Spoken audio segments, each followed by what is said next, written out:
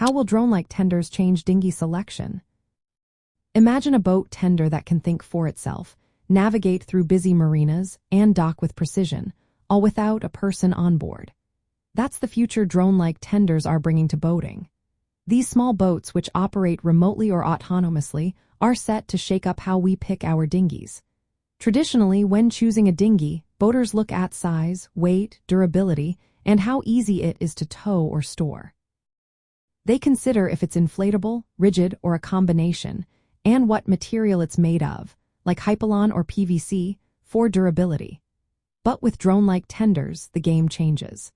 Since these tenders can be controlled from the main boat or programmed to operate on their own, the focus shifts from manual handling to stability and efficiency. Smaller and lighter models become more practical because there's no need for a person to be on board. You might see tenders that are just 10 to 15 feet long, weighing less than 100 pounds, yet still capable of carrying a few passengers or gear.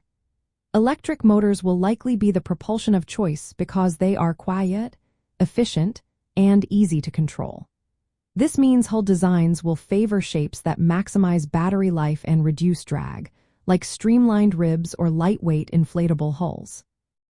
Durability becomes even more important because these tenders will be used more often and in various conditions. Hard hulls or inflatable tubes with tough materials will be preferred to withstand frequent docking, beaching, or exposure to weather. Integration with the main vessel's electronics is another big factor. These tenders will need to connect with onboard systems for charging, navigation, and control. That could lead to new standards in how tenders are stored and docked, with features like automated charging stations or secure communication links. Safety features will also be a priority. Autonomous tenders must have obstacle detection sensors, automatic return functions, and reliable communication systems to prevent accidents.